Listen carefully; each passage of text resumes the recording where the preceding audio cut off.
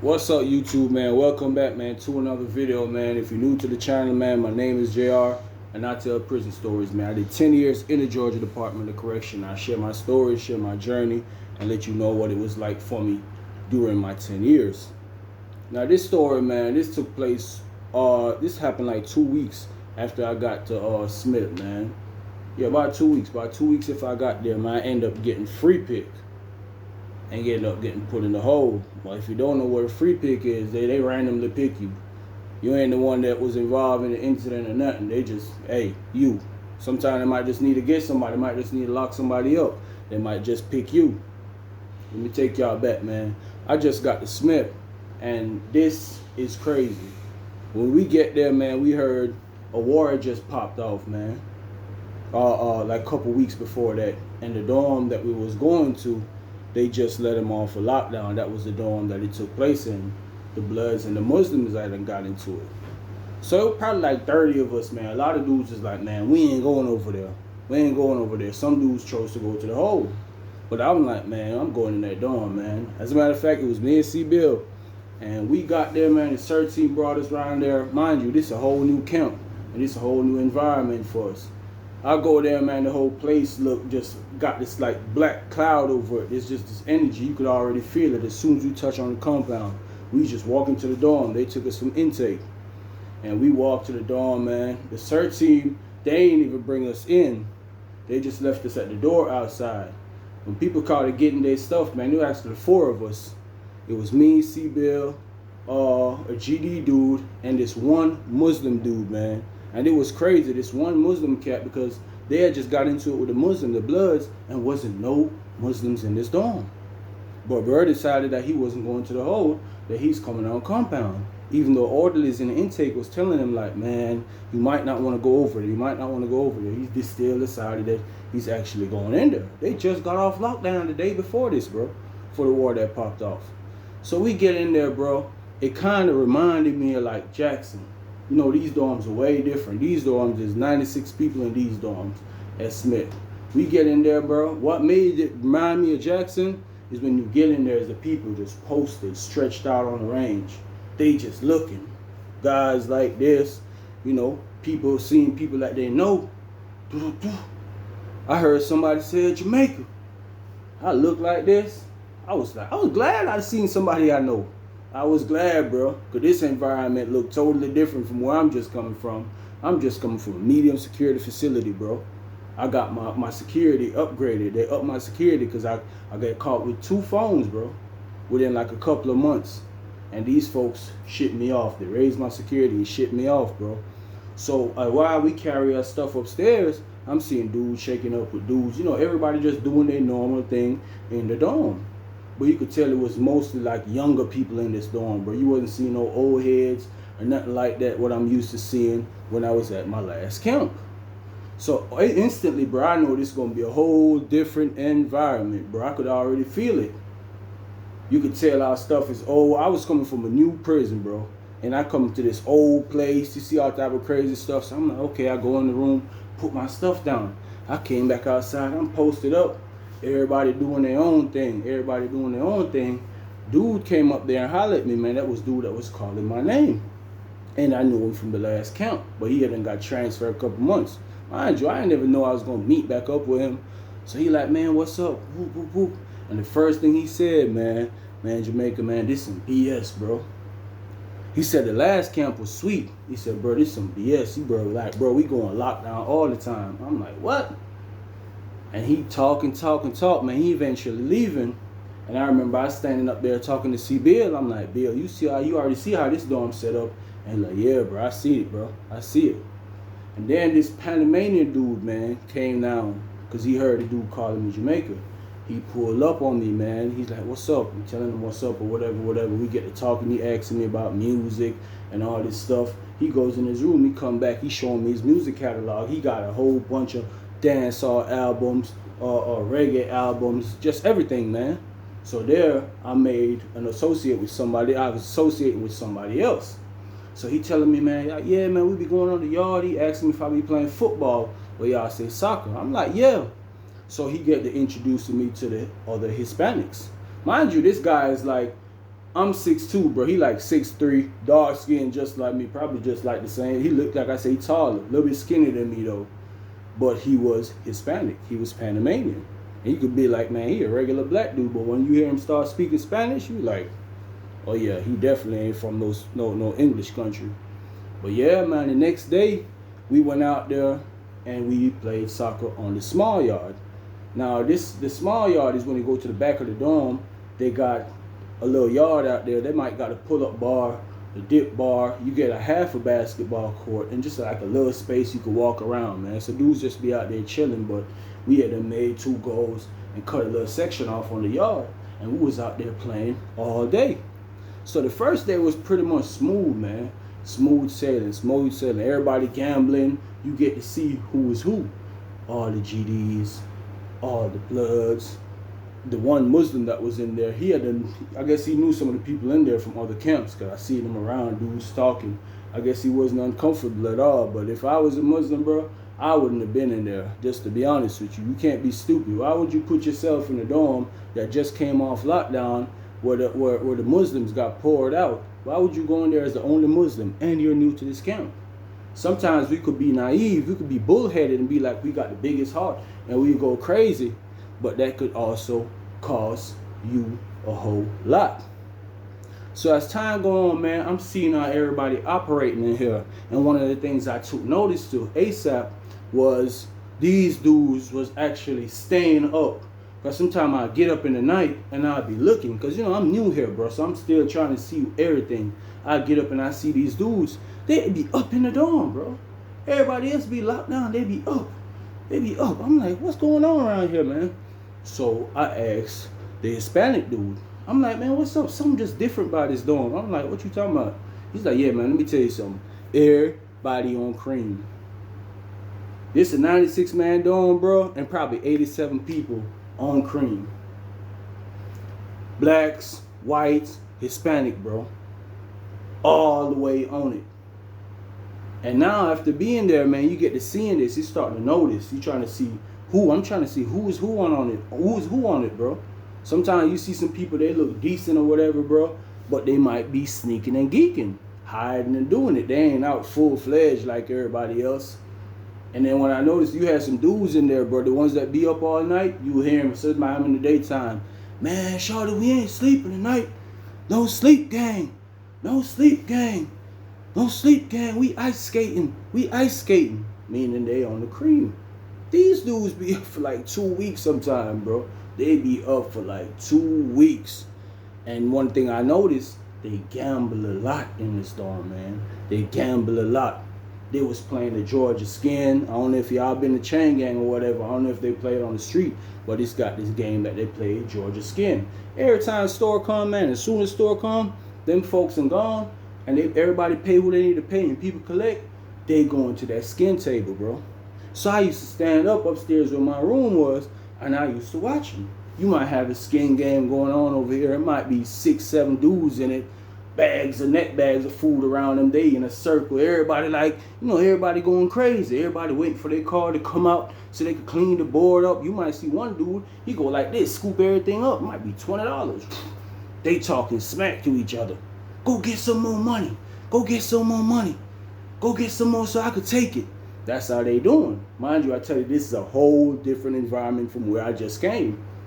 And you got people over there playing poker. You got dudes down in the back. They on the knee. They like this. Checking dice. Everybody walking around with their shirt off. You start seeing dudes now. You know, at the last camp, you wouldn't see some of these dudes, whole bunch of dudes. Tattoos everywhere, man. Tattoos everywhere. So now I'm like, a lot of these dudes must not plan on getting out. And that's exactly what it was. Majority of the dorm, bro, had life sentences. Plus 50, plus 60, 250 years.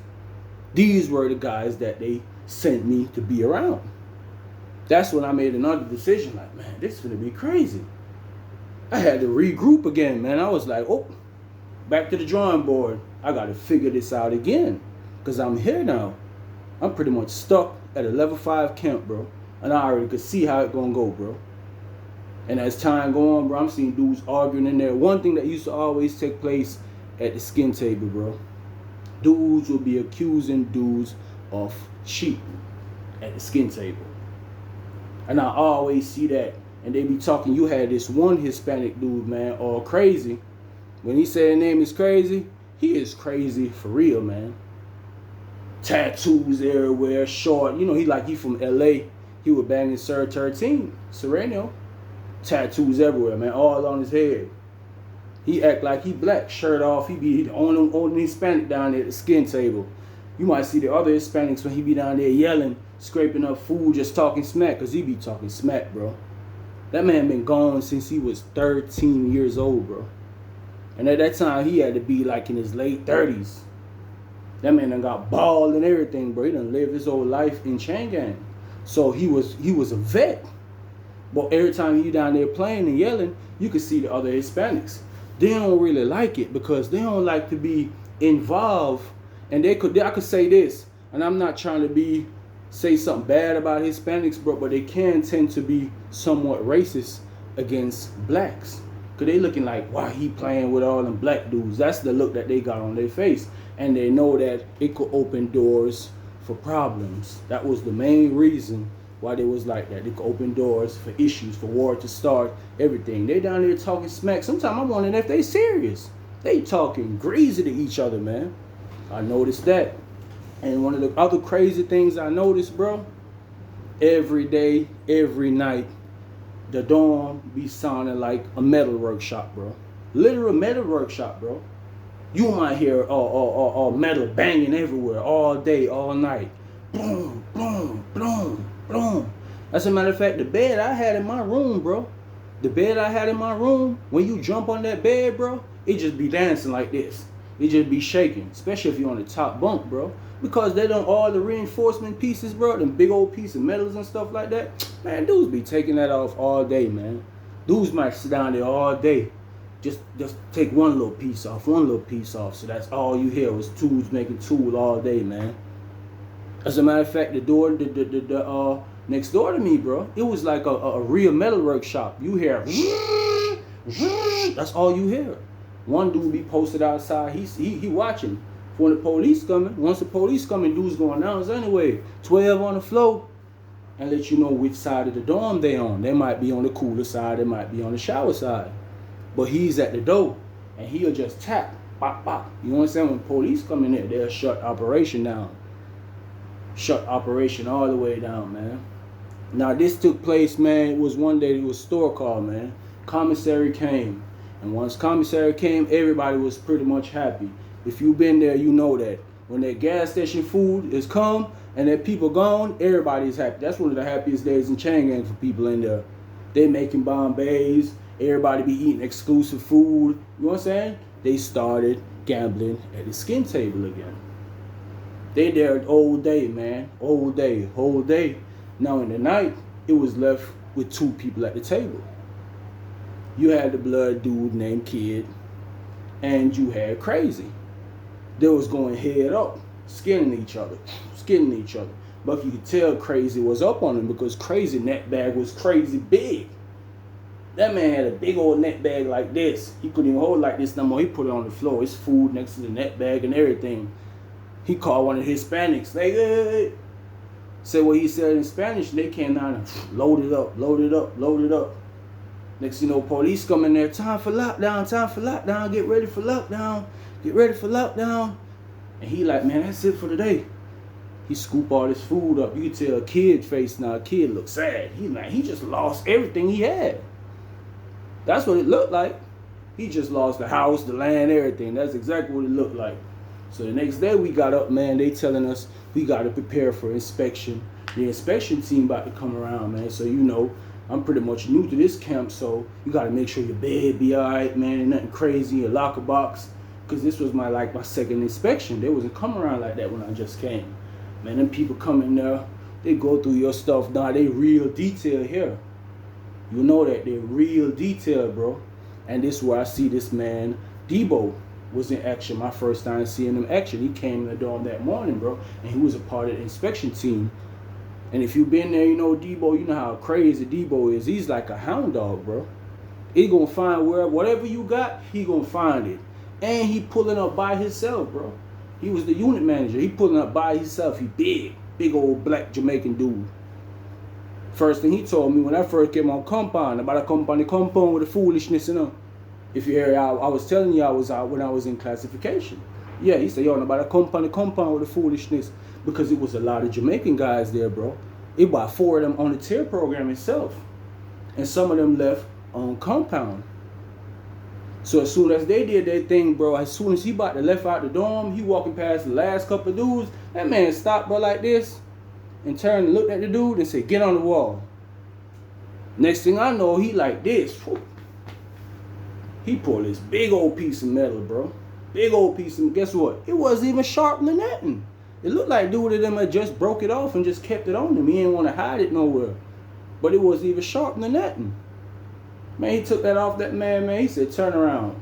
Bloop, bloop. He slapped the cuffs on him. He brought him out the dorm. When he brought him out the dorm and everything, bro, here's come our kid. Say it crazy. Say it crazy. Come on, man. Come on, man. You know what's up. You know what's up. We back at this table, bro. I just went to the store, man. I just went to the store, man. He come with a big old net bag of food. He just hit the store, man. He probably just went and borrowed some food. Or he probably cashed out. I don't know which one it was. But he was prepared. He had a big bag of food.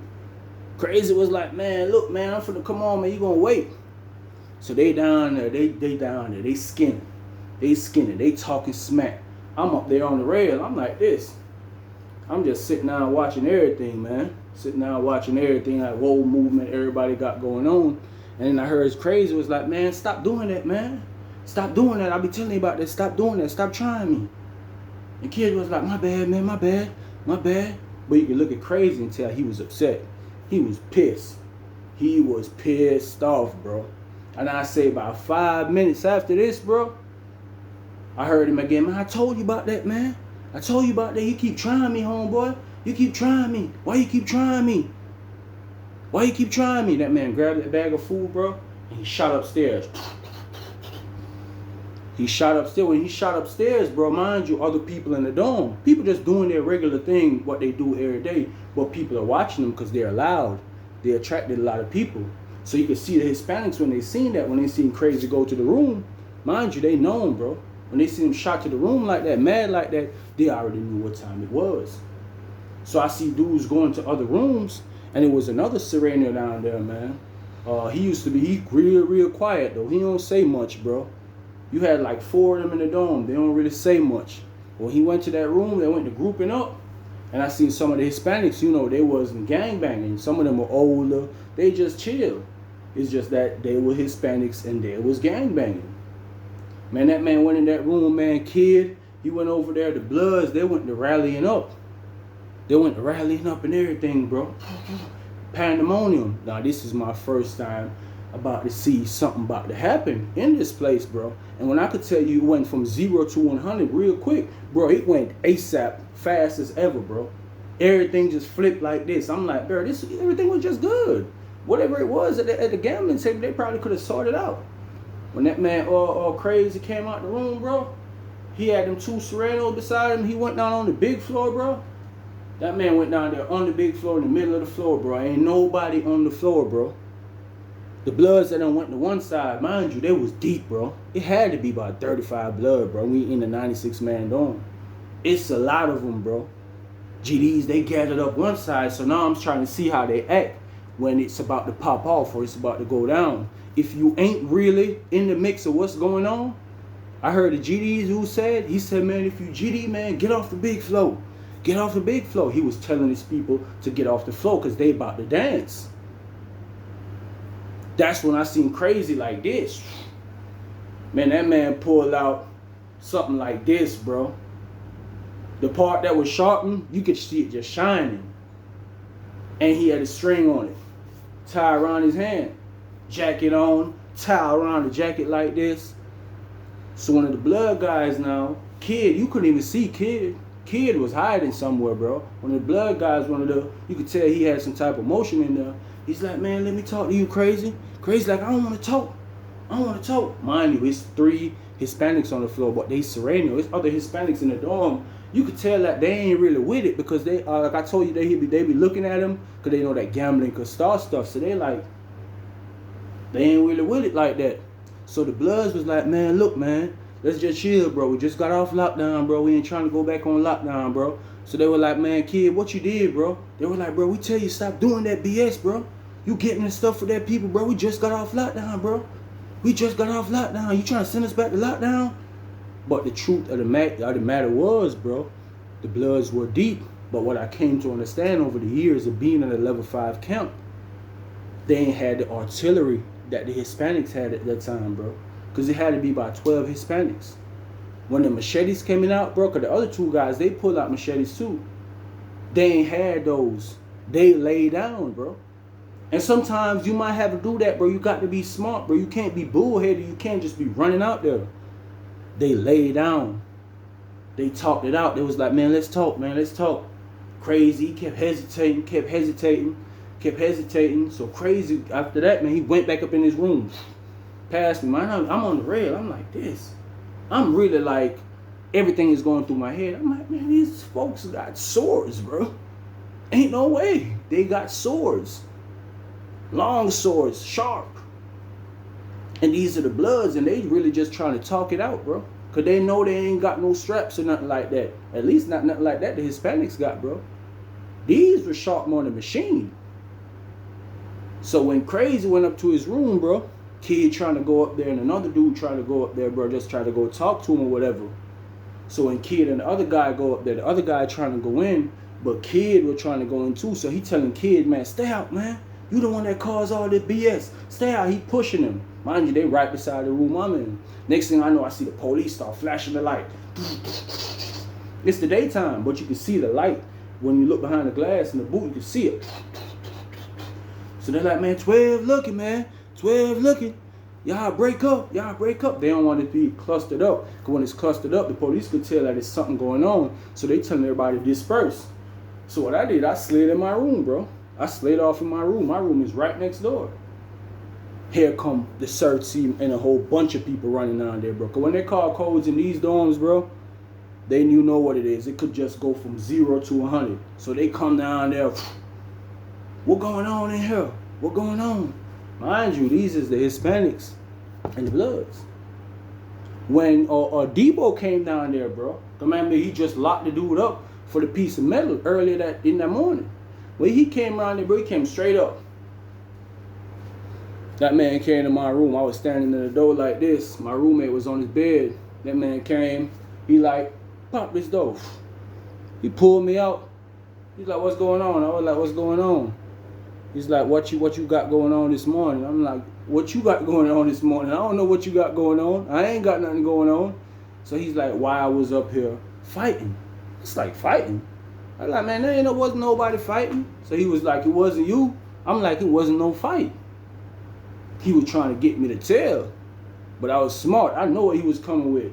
I was like, bro, wasn't nobody fighting, whatever. So he walking around or whatever. The police came in there. She was like, yeah, it was this room right here. It was this room. I'm looking at this lady like, I couldn't open my mouth and say nothing, but I'm looking at her like, lady, you really finna do that? Tell this bold-faced lie like that? It was this though. It was this though. He came back. He pulled my roommate out. He went to talking to my roommate. He put my roommate back in the room. And they left. Mind you, they ain't said nothing to the Hispanics or nothing to none of the Bloods. They finna review camera and all this type of stuff. So my roommate was like, he said he finna be back later on. But my roommate was like, bro, I think they finna lock us up. I said, lock us up for what? We ain't did nothing. He's like, yeah, bro, I think they finna lock us up. I'm like, bro, stop saying that, bro, because I don't want that to happen or whatever. But some of the guys in the dorm, they were calling me. They were like, man, Jamaica, what's up? What going on? What they talking about? I was like, man, y'all could hear it. Some people could hear who was standing, their room was close to us. I was like, man, that man just trying to find something out in my room or whatever. When he kicked back, man, next thing I know, this man came back down there. I heard the door open to come in the dorm. I'm already anxious because he told my bunkmate that he coming back. I got up and looked, man, he coming back with 2 search team officers and a piece of paper, like 2 papers in his hand. That man came straight upstairs to my door. Pop the door. She popped the door, man. That man was like, pack it up. I was like, what? He was like, pack it up. I was like, man, for what? I ain't did nothing. He was like, y'all was fighting right here. Somebody was fighting, and the officer said it was your room. Now, if it wasn't you, tell me who it was. I said, bro, it wasn't no fight. He's like, man, just pack it up. Just pack it up. He stood there while I packed my stuff up. Everybody in the dorm. Some people like, man, that's some BS, man. That man ain't did nothing. That man just came in his dorm a couple weeks ago, bro. That man be chilling, bro. That man ain't even affiliated with nothing, man. That's some BS, Debo. That's some BS. My roommate packed his stuff, man, and they brought me to the hole. They brought me to the hole, man. This was crazy, man. They put me in the room, man. Nasty, nasty, nasty. They had me, let me tell you, they had me in the shower for about 2 hours, bro. They had me in this nasty stage. You put you in the shower, they got the doors that close. You feel me? And they got the little flap. They put one of them flap doors on there that you can push your hands through. Ain't no food coming through there. The only thing going through there is your hands when you in there to take the cuffs off, and for you to push your hands back when you coming out, for them to put them cuffs back on. But them people had me in there. It's hot. It's sweating there. Just ran shower that morning. So you know the showers wasn't clean. They had me in this. I'm in there standing. My feet starting to hurt. I'm like, man, I'm trying not to touch the walls. I'm like, I can't sit down. They finally came and got me. Put me in the room, man. They put me in the room with this white dude. I go in there. He want to ask me a whole bunch of questions. I'm like, man, I ain't trying to hear about a whole bunch of questions. So now I heard somebody was like, man, Jamaica, Jamaica. I looked. It was this Jamaican dude who had met in the dorm, but he had ended up in the hole. So he asking me what's going on, and I'm trying to tell him, but not to blatantly tell him what's going on, because the police might be trying to listen. And this is a fresh incident, so I can't be saying, boy, oh, you know, the Mexicans and Bloods got into it. Nah. I was like, I got free pick, which I did. That's what they call free pick. They free picked me. Somebody had to go down for what happened. And I was the one that went down for it. Man, I sat in that hole 36 days, man. They wrote on the DR, they had assault on an inmate and cussing the police. I ain't even cuss the police, man. That's the crazy part about it. I'm like, these folks is really, really some real foolery, man. They done wrote me up for all this stuff, man.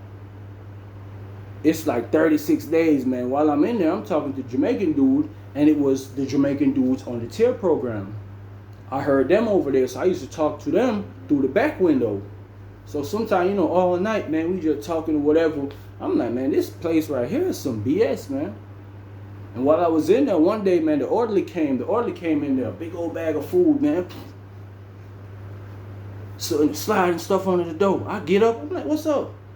He like, Panama said, get this to you, bro. He just sliding stuff, whole bunch of food, bro. Whole bunch of food. He like, hurry up, bro. I can't let the officer see me. Sliding food. The Hispanics just send me a whole bunch of food. They had sent me some food, because they was like, they really, you know what I'm saying, I just came in the dorm. I ain't deserve to get free pick like that about an incident that happened with them. They had sent me a whole bunch of food. Now that was all right. That was all right, but them 36 days, was rough. Real, real rough, man. But I appreciate y'all, man, checking out my stories, man. Hope everybody stay blessed, man. A lot of blessings, man. All right, peace.